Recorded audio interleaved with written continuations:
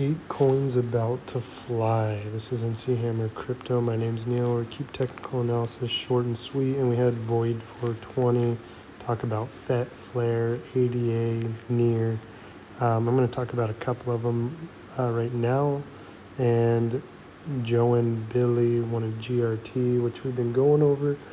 However, I will be talking about a few other coins and why they may be better options than what we are talking about in this video.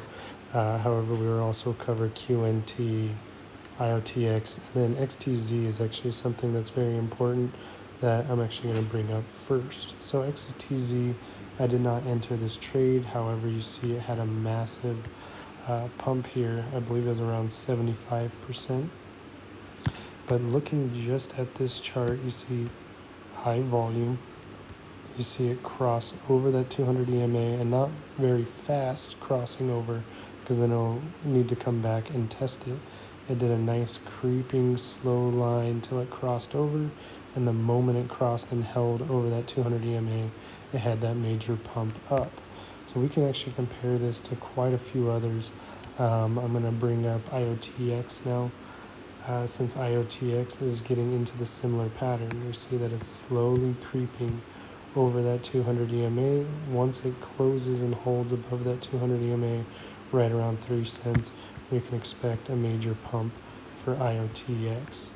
I believe all my data has been deleted because my iPad had too many gigabytes of lines in Fibonacci, but we can go back over this and we can go, oh, it's probably just different chart, Gemini.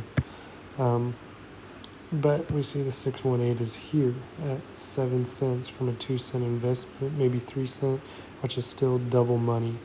That's nearly 100% just to be pushing up to the 618. However, this and the previous I have on a different chart, all the way up here for IOTX is 50 cents from a roughly 3 cent investment. And I'd like to show that it is also forming a major W to be pushing up and breaking out. So IOTX is definitely not a bad bet once it breaks over that 200 EMA on the daily.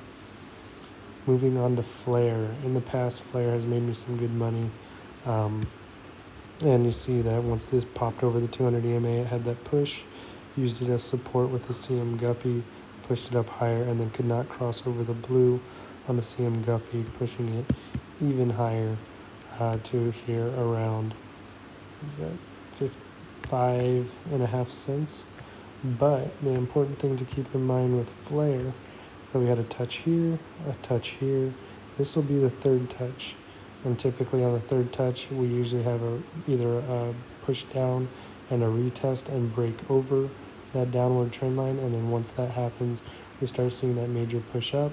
However, we are above the 200 EMA already, so we could see this breakout through on that third touch and start pushing up to the high, which on the Fibonacci from here, 5.5 cents to here, 618 is right at this point, which is the point 038, roughly 39. So not bad. That is going to be roughly an 88% increase. So if you miss the XTZ, you have the chance to get into FLR. But there's not a whole bunch of information past that, which is why I like to look at some other coins like XCN and such. But Cardano, we see I entered this a while back here in, what is that, 2021 I entered, and then had a sell-off right at the top around 2.88 cents. And now we are back at the bottom. We see the inverse head and shoulders playing out. We could take this trend line, move it a little bit further down as we are getting some support there. And we just need to see it break above the 91 cent mark, and then we may get some resistance here at $1.25. But beyond that, there's not a whole bunch of resistance in between there. The only thing between doing ADA and some other coin is that we know the all-time high on this, at least on this chart, is $3.10. when you're doing the risk versus reward, you could say that's start from here, go up, that's around 263%. However, whenever you move over to something like QNT, I did this Fibonacci fan on a previous video, but it did not save on my iPad as I did not have enough room. But we have the Fib fan here showing that we can see that this is the range. Beyond that, if it breaks, we're going to see some ranging in between this 2-1 and 3-1 area. And if that breaks, the next strong support is going to be 4-1. But if it can stay within this range, we are looking more bullish overall. Probably going to get some support off of the 200 EMA there, right here. And you think of it like a funnel where we have the downward and the upward, and the water is getting real tight with the pressure. And once it breaks over this downward trend line, we could imagine it's going to pop. And $113 is definitely more expensive than buying something like ADA. But when you're zooming out, it's got a lot more potential to go up.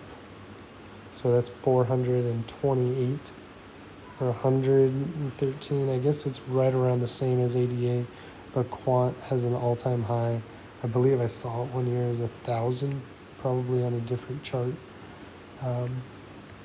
Maybe I'm misled, but I believe QNT is going to be a little bit more of a ROI than something like ADA.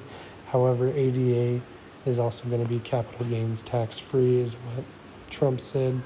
So don't hold him to his word. Stuff can always change. Which brings me back over to FET.